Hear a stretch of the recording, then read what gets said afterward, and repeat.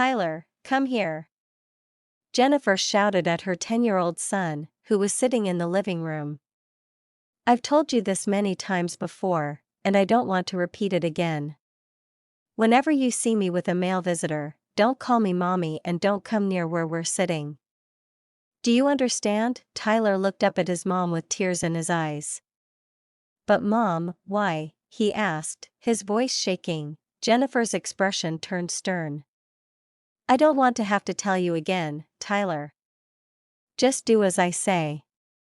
If you repeat this mistake again, I'll be very angry with you. You'll regret it. Tyler's tears started flowing freely now. Mom, are you not my mother? He asked, his voice trembling. Please. If you're not my mother, who is? Jennifer sighed and rubbed her temples. Tyler, I am your mother, but you need to understand that there are boundaries between us. When I have male visitors, you need to call me auntie and stay away from us. Can you do that for me? Tyler nodded, still crying. But, Mom, why can't I come near you when you have visitors? Is it bad? Jennifer's expression turned cold again. Tyler, I don't want to repeat myself. Just do as I say. If you try this again, I'll be very angry with you. She turned and walked away, leaving Tyler alone in the living room, still shedding tears. Jennifer had Tyler when she was just a teenager, still in secondary school. She got pregnant, and her mother was furious. But despite the initial shock and anger, Jennifer's mother eventually took charge and told her that she would have to give birth to the baby. And so, with time, Tyler was born. Jennifer's mother took care of Tyler while Jennifer continued her education. She worked hard and eventually made a name for herself, becoming very successful. But in the process, her mother, who had been her rock, fell ill one day. Despite all the efforts by Jennifer and the medical team, her mother sadly passed away. After her mother's death, Jennifer took Tyler in as her own son, and they lived together. But there was a catch. Jennifer had this weird rule that Tyler couldn't come close whenever she had male visitors. She believed that any man who saw her child would reject her or not want to marry her. So, in her mind, Tyler was like an obstacle, and she treated him more like a burden than her own flesh and blood. It was like she was ashamed of him, and it broke Tyler's heart. He couldn't understand why his mom was like this, why she couldn't just love him for who he was. But Jennifer's fear of being rejected by men consumed her, and she continued to push Tyler away. One day, Jennifer called her house help into her bedroom and said, "Now listen to me, and listen to me very carefully. If you want your monthly salary to be paid to you, without any deductions, you'll do exactly as I say. Your most important job, while working for me, is to take care of my son, especially whenever I have a male visitor. Do not allow him to come close, do not allow him to come near us." The house help was taken aback and asked, "But madam, please don't be angry, is he not your son?" Jennifer's face turned red with anger, and she snapped, "Shut up your mouth and do what I ask you to do. He is my son, and I know how to train him, not you." Jennifer continued, "So, whenever you see me with any male visitor in this house, do not allow Tyler, I repeat myself, do not allow Tyler to come close to us. If you do, you'll lose your salary for that month." The house help nodded, still looking surprised, and said, "Okay, madam, I will do as you said." Jennifer then dismissed her, saying, "You may leave my bedroom now." The house help left, looking back at Jennifer with a puzzled expression, wondering why her madam was acting so strangely. As soon as the house help entered her own bedroom, she sat down on the bed and started thinking to herself, "What's wrong with this my madam? Why doesn't she allow her son to come close to her whenever she's with a male visitor? Is it because she feels like her son is an obstacle to her getting married or what?" She shook her head in dismay. Was she blind when she got pregnant and gave birth to Tyler? Now the little boy is suffering, and she can't even give him a mother's love. What kind of woman is this? rejecting her own blood and using another man in place of her son, all because of love and marriage. The house help sighed and continued thinking out loud. This is unbelievable. Women and their secret lives. We keep our own blood a secret. What does she think men are? Does she think that if they find out she has a son, they won't marry her? But she doesn't know that a man who will marry her, and the one who won't marry her even if she's still a virgin. The house help smiled to herself, shaking her head. My madam, Miss Jennifer, the better you understand the benefit of that child you have, the better for you. Men? You think you can keep secrets from them? You can't keep secrets from men. Rather, they'll pretend as if they don't know, but they know. She chuckled to herself, got up from the bed, and headed to the kitchen to prepare lunch. Tyler felt terrible about the way his mom treated him. He'd often sit alone in his bedroom, shedding tears, and asking himself why his mom hated him so much. Why doesn't she want to introduce me to her visitors? He'd cry to himself. Is it because I'm not good enough? Do I have a scar on my face or something? He'd cry all day, and the house help would try to console him. Your mom loves you, Tyler. She's just busy with her visitors, that's all. But Tyler wouldn't believe her. Why is my mom different from everyone else's? He'd ask the house help. My classmates talk about playing with their parents and their parents' friends.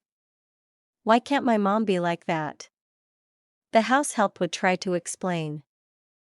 But Tyler was never convinced. It's a lie, he'd say. I've seen it on TV, mothers playing with their kids in front of their friends. You're just trying to make me feel better. The truth is, my mom is ashamed of me. Maybe I'm not handsome enough, or maybe I have a scar somewhere. He'd start to doubt whether Jennifer was even his real mom. The house help would reassure him, no, Tyler, she is your biological mom. She's just busy, that's all. But Tyler was fed up with the excuses. He stood up, his face red with anger, and shouted at the house help, "Stop feeding me those lies." He stormed out of the room, leaving the house help looking worried and concerned. One day, Jennifer's boyfriend, whom she had met just 2 weeks ago, came over to her place. They were sitting in the living room, chatting and laughing, when Jennifer excused herself to go to the kitchen to make some fried eggs. As soon as Jennifer left the room, Tyler walked in, returning from school. He saw the young man sitting on their couch and immediately remembered what his mom had told him, to avoid her whenever she had a male visitor. So, Tyler tried to walk away, pretending he hadn't seen the man, but the young man called out to him, "Hey, young boy. Come here." Tyler ignored him and kept walking towards his bedroom door, but the young man kept calling out to him. "Hey, small boy, come and give me a handshake." Tyler wanted to ignore him, but the young man's persistent calls made him turn back. Tyler walked over to the young man, who was still sitting on the couch, and gave him a handshake. The young man smiled and said, "Wow, what a smart boy. How are you? How was your day at school today?" Tyler replied, "Good and fine." The young man asked him, "What's your name?" Tyler said, "My name is Tyler." The young man exclaimed, "Wow, what a nice name. Who are you looking for in this apartment? Do you have a friend here?" Tyler was surprised by the question and said, "No, I live here with my mom." The young man's expression changed, and he asked, "Your mom?" Tyler said, "Yes, my mom." The young man seemed taken aback and asked, "So, who is your mom in this house?" Just then, the house help rushed out of her room and saw the young man chatting with Tyler. She quickly grabbed Tyler's hand and hurriedly left the living room. The house help dragged Tyler into the passage and started shouting at him. "Tyler, do you want to put me into trouble? Why did you go and greet that young man? Have you forgotten what your mother told you? To ignore every male visitor in this house, Tyler tried to explain, "Please, Auntie, I didn't mean to. He called me when I was coming in, so I had to go back and greet him." But the house help was furious. "Anytime you see any young man in this house calling you, don't go to greet him again. Or else your mother will kill you. Please, avoid every young man you see in this house," she warned him. Tyler looked down, feeling scolded. "Okay, but where's my mom?" "She's not with the young man. So she won't find out that I greeted him." The house help's face turned red with anger. "You, this stubborn boy, Tyler. I'll beat the hell out of you if you ask any more questions," she shouted. Tyler quickly ran to his room, not wanting to get into more trouble. The house help stood in the passage for a few moments, taking deep breaths. "Oh God, please don't let my madam find out about this," she prayed, worried about the consequences. Not long after, Jennifer came out of the kitchen with the fried eggs. She placed them on the table and invited the young man to join her. As they ate, the young man asked Jennifer, "I saw a little boy walk in here earlier. He said his name is Tyler. I called him, but when he saw me, he pretended like he didn't see me. So I called him again, and he came to greet me. When I asked him his name, he said Tyler, and when I asked him who he was looking for, he said he lives here with his mom." Jennifer's eyes widened in surprise, and she didn't know what to say. She stuttered, trying to come up with an explanation. Finally, she smiled and said, "Oh, that little boy Tyler? Yes, he's my nephew. His mom is my big sister. She traveled for a business trip and brought him here. She'll come pick him up as soon as she returns." But the young man looked unconvinced. He asked again, "But Tyler said he lives here with his mom." Jennifer took a deep breath, trying to cover up her lie. "Don't mind him, he's just a little boy. He doesn't know any better. He's just my sister's son, okay?" The young man nodded, but Jennifer could tell he wasn't entirely convinced. He said, "Okay, no problem. It's just that the little boy seems so smart and cute." Jennifer forced a smile and said, "Thank you, that's very kind of you." But inside, she was worried that her lie might be exposed. Not long after the young man left, Jennifer stormed back into the house, furious. She started yelling for the house help, "Where are you, you idiot? I told you to keep my son away from me whenever I have a male visitor." The house help, knowing she was the one being referred to, quickly ran to the sitting room where Jennifer was standing, her anger radiating. "I'm sorry, madam," the house help said, trying to apologize. It happened that Tyler was coming back from school and met the young man. Jennifer cut her off, her voice rising. "Is that my business? Don't you know it's time for him to return from school? You should have been waiting for him at the door instead of letting him meet my male visitor. Are you mad? Don't you want me to get married? Don't you know that having a child is an obstacle for me? Any male visitor who sees him will reject me." The house help looked at her in shock. "Madam, don't say such things," the house help said, trying to reason with her. "Your child can never be an obstacle to you. A man who will marry you, and the one who won't marry you, even if you're a virgin." Jennifer's face turned red with anger, and she slapped the house help. "How dare you?" Jennifer shouted.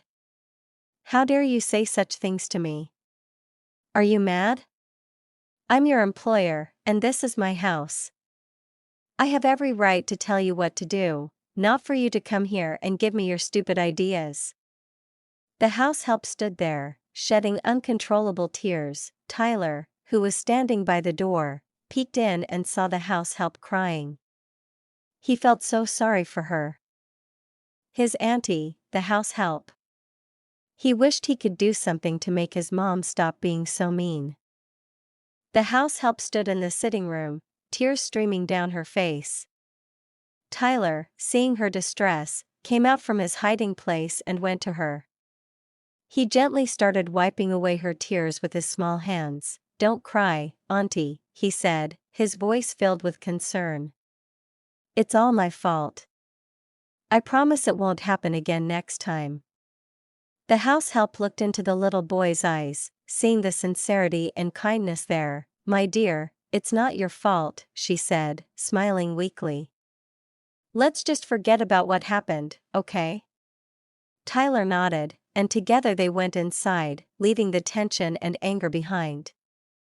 They started playing as usual, laughing and chatting, trying to put the unpleasant scene out of their minds. As they played, the house help couldn't help but think about how much she loved Tyler, and how much she hated seeing him hurt by his mother's words and actions. She made a silent vow to always be there for Tyler, to protect and care for him, no matter what. Jennifer continued to live a life that created a huge gap between her and her son. Whenever Tyler saw a male visitor approaching their house, he would quickly run into his room and stay there for the rest of the day. He didn't want to put the house help in trouble or make his mom angry. From his room, Tyler would peep through the window, watching his mom and the male visitor laughing and chatting in the sitting room. He felt so bad about the situation, like he was some kind of burden to his mom. The house help, on the other hand, was not happy about the way Jennifer was treating her son. Sometimes, the house help would say to herself, "If this woman doesn't know what she's doing to her own son, time will come when she'll regret everything." But Jennifer didn't care. She was too busy enjoying herself with every male visitor that came to see her. Jennifer believed that Tyler was an obstacle to her marriage blessings. She thought that every man who found out she had a 10-year-old son would never consider marrying her. But little did she know, her actions were creating a deeper wound in Tyler's heart, a wound that would take a long time to heal. One fateful day, Jennifer was out at work when one of her boyfriends, a guy named Alex, came to visit her. When he entered the sitting room, he found Jennifer's house help and Tyler sitting there, watching TV. Alex asked about Jennifer, and the house help told him she had gone to work. Alex said he'd wait for her, and the house help agreed. They all sat down together, watching TV. Tyler was enjoying the movie and chatting with the house help. Alex became very fond of Tyler, loving the way the little boy behaved and spoke so intelligently. He asked the house help who the young boy was. The house help, caught up in the movie, replied, "Tyler happens to be my madam's son." Alex was taken aback. "What? What do you mean by Jennifer's son?" The house help quickly regained his composure and said, "No, I'm sorry, I didn't mean. I mean, he's just a visitor, please never mind." But Alex wasn't convinced. The house help took Tyler by the hand, and they went straight to his room. Alex sat alone in the sitting room, thinking to himself, how come Jennifer has never told me that she had a son? And why did the house help say that the little boy is her son? I've been coming to this house for a while now, and I've never seen that boy before. He thought for a moment and then said to himself, could it be that Jennifer is hiding something from me? He decided to wait until Jennifer returned from work to ask her about the little boy. When Jennifer arrived, she saw Alex sitting in the sitting room and went straight to hug him, giving him a peck on the cheek. After a while, Alex asked Jennifer, "There was a little boy I saw today in your house, and your house help told me that he's your son. Do you have a son, Jennifer?" Jennifer was shocked and surprised, and she didn't know what to say. She just sat there for a moment, not uttering a word. Alex asked her again, "Can you tell me, do you have a son? Or are you surprised that I just found out?" Jennifer still didn't know what to say, and Alex started shouting at her, "How could you hide such a thing from me? You have a son, and you never told me. All this while we've been dating, and I'm even thinking of proposing to you. I never knew that you're a single mother who doesn't even want to show off your son." Alex's voice grew louder. "If you could hide and deny your own son, then who am I to you? You're the type of person who doesn't even love your own blood." Are you ashamed of having him as a son? That innocent boy, are you ashamed of him? Alex's words were laced with anger and disappointment. I'm disappointed in you, Jennifer, Alex said, his voice filled with hurt. He angrily walked out of the house, leaving Jennifer sitting alone, feeling ashamed and guilty. After a few moments of sitting alone in the sitting room, Jennifer's anger boiled over. She angrily called out to the house help, "You idiot. I'm wasting my money paying your salary. Pack your things and leave my house this moment. You've ruined my relationship, you've ruined my marriage that I was going to have soon. Your carelessness and stupidity have destroyed everything."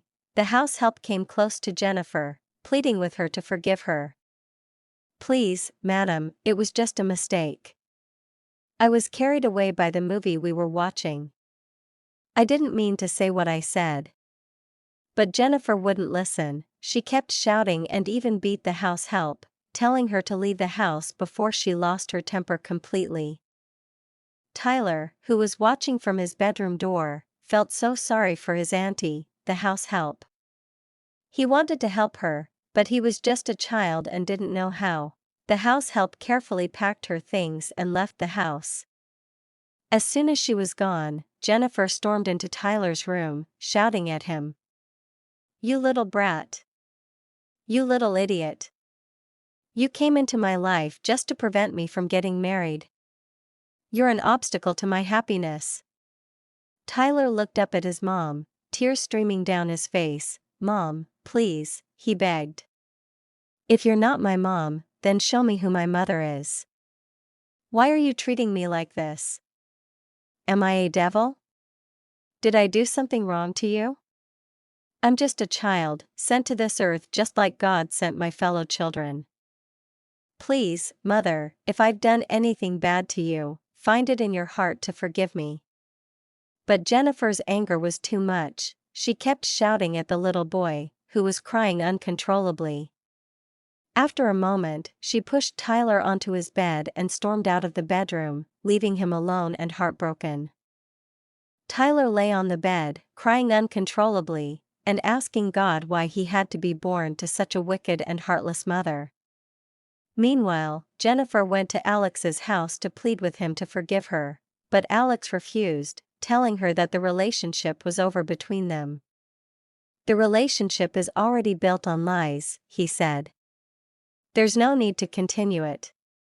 It's best if we just go our separate ways." Jennifer kept begging Alex, but he refused to listen. "You hid your son from me, and you're not even proud of him," he said. "If you can reject your own flesh and blood, what makes you think I'd want to be with you? I never wanted to marry a single mother. I never dreamed of it, I never prayed for it."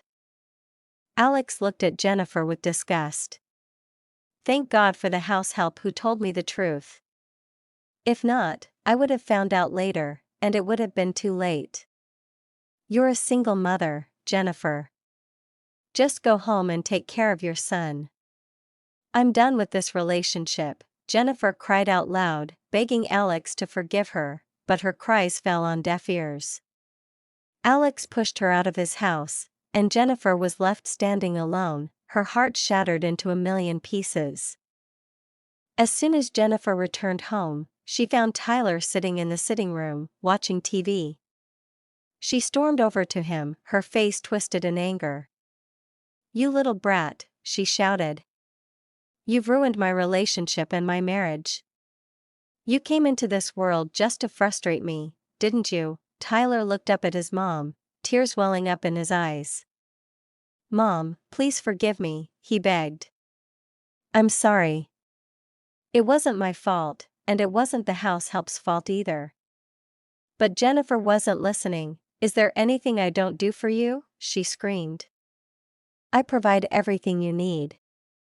You attend the best school in town, you wear the best clothes.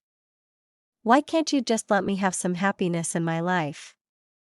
You've scared all my suitors and boyfriends away. How dare you?" She slapped Tyler across the face and pushed him to the floor. Tyler fell hard and helpless. Jennifer stood over him, shouting, Get up from there. Go to your room. But Tyler didn't move. He just lay there, silent and still. Jennifer's anger boiled over, and she shouted again, "Get up from there before I lose my temper on you." But Tyler remained motionless. Jennifer stormed over to him, dragged him up from the floor, and carried him to the couch. She shook him, screaming, "Tyler, Tyler, is this a joke? Get up and go to your room. I don't want to see you here again."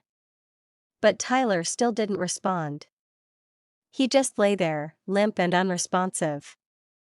Despite her best efforts, Jennifer couldn't wake Tyler up. She soon realized that it wasn't a joke anymore. Panicked, she rushed Tyler to the hospital, where the doctors delivered the devastating news: Tyler was dead.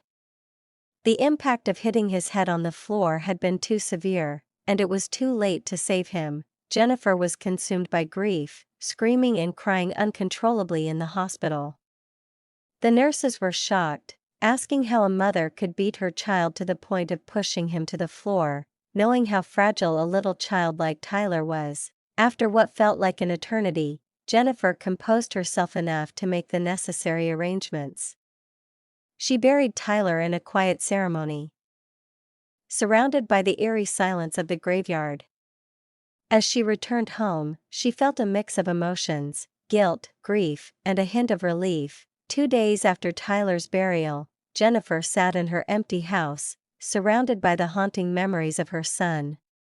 She thought to herself, "Now I'm free from him. I can do as I want. Thank God I'm free." But little did she know, fate had other plans. With Tyler no longer alive, Jennifer felt liberated to do as she pleased. She started entertaining male visitors in her home, flirting shamelessly and doing as she wished.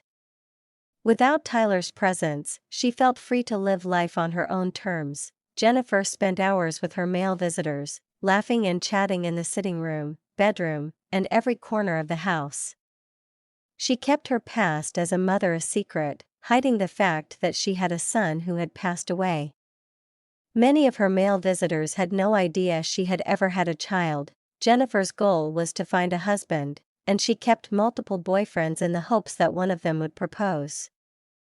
She lived this life for 2 years, until one fateful day, a young man named Collins proposed to her. Within a few months, they got married, and Jennifer moved into Collins' house. As newlyweds, they spent their first year together, but there was no sign of pregnancy. Collins thought it was normal for some women to take longer to conceive, so he didn't worry too much. But little did he know, Jennifer's past was about to come back to haunt her. Collins was a rich and wealthy man, known for his kindness to those around him. He had no idea about Jennifer's past, and for a while, their life together seemed perfect. But as the years went by, the lack of a child began to take its toll. 1 year turned into 3, and still, there was no sign of pregnancy. Collins and Jennifer went to the hospital to check if everything was okay, but the doctor confirmed that there was nothing wrong with either of them. They were told to just wait for God's time, but Collins was not a patient man. When they returned home, he started shouting, "How can we keep waiting for God's time? 3 years have already passed, and there's nothing wrong with us." Jennifer tried to calm him down. "Please, my love, just be patient. The doctor said we should wait for God's time. It will come." But as the years went by, Colin's frustration grew. They lived together for another 3 years, making it 6 years without a child. Collins had had enough. He started to see everything Jennifer did as an offense. Even when she cooked a nice meal, he would complain that the food was too salty or too peppery. He started beating and accusing Jennifer all the time. Jennifer was pained and cried bitterly, especially at midnight, asking God if she had done anything wrong that would prevent her from having a child.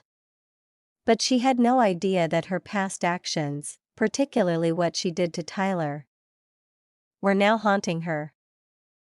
God watched as Jennifer cried day and night, asking for forgiveness and a child. But despite her pleas, Collins had had enough. One day, he came home with a beautiful young lady named Emily. He called Jennifer out of the bedroom and introduced Emily as his second wife. "I brought her here to give me a child, since you can't," Collins said, his voice cold. Jennifer was shocked. "What? You're marrying another wife without even asking for my consent?" Collins shrugged. "Do I need your permission? This is my money, my house. I don't need your consent." Emily looked at Jennifer, trying to place her face. Jennifer, furious, told Emily to leave. "This is my house, I'm the only wife here. Leave before you see the other side of me." But Emily just kept staring, wondering where she had seen Jennifer before. As Jennifer shouted at Emily to leave, she too noticed something familiar about Emily's face. And then, Emily spoke up. "Your face looks so familiar to me. Where have I known you before?" "Your voice too."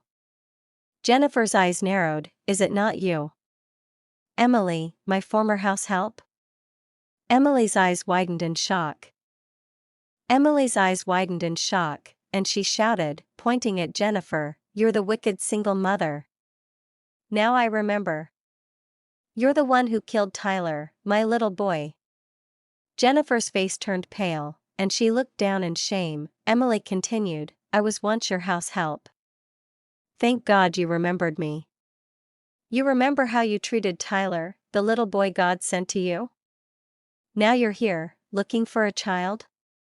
Collins looked confused, unsure of what was happening. "Who is Tyler?" Collins asked, but neither Jennifer nor Emily replied. He shouted again, "Who is Tyler? Before I lose my temper." Emily turned to Jennifer. "Explain yourself to your husband. Tell him who Tyler is." But Jennifer couldn't speak. Tears welled up in her eyes. Emily turned to Collins. "Please, can you let me explain? I'll tell you what I mean by wicked single mother and Tyler. Collins nodded, and Emily sat down on a chair, composing herself before starting her story. "I used to live with Jennifer and her little son Tyler as their house help," Emily began. Jennifer never showed Tyler any motherly love. She hid him and always called him names. She never wanted to show the little boy to any male visitors she had in the house. Emily took a deep breath and continued. "She believed that the little boy, Tyler, would prevent any man from marrying her, so she would sometimes introduce him as her nephew whenever he ran to her visitors unknowingly. One day, I made the mistake of telling one of her guests that Tyler was her son.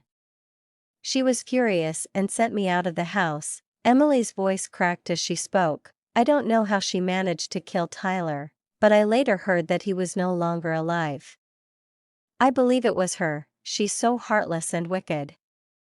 And now, she's looking for a child? What makes you think you deserve to have a child after betraying and killing an innocent child that God sent to you?" Emily broke down in tears. "Oh, my little Tyler, I miss you so much."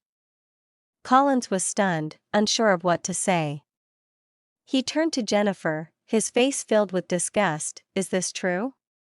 You had a son before and you killed him for your selfish desires." Jennifer fell to her knees, begging for forgiveness. "Please, Collins, forgive me.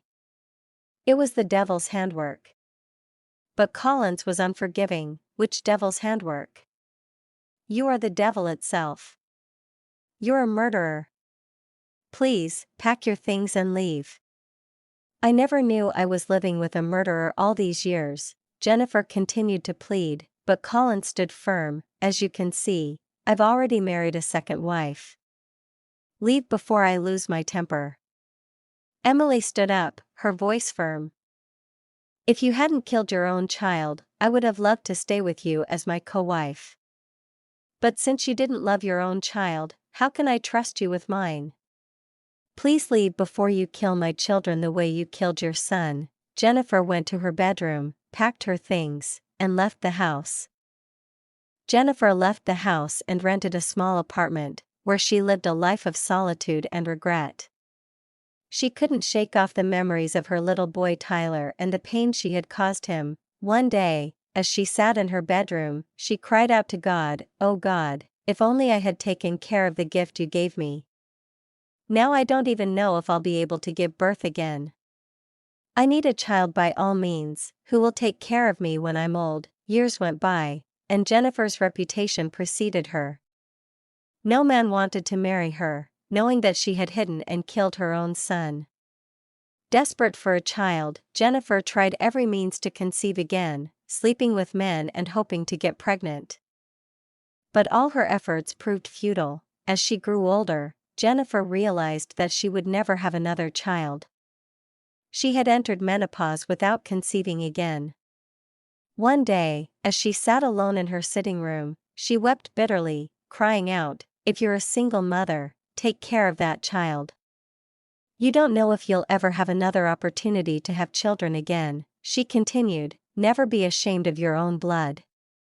If I hadn't been ashamed of my own blood and if it wasn't for my selfish desires, even if I didn't give birth again, my little son Tyler would have been enough for me. He would have taken care of me when I'm old." Jennifer's cries echoed through the empty rooms. A haunting reminder of her regret and sorrow.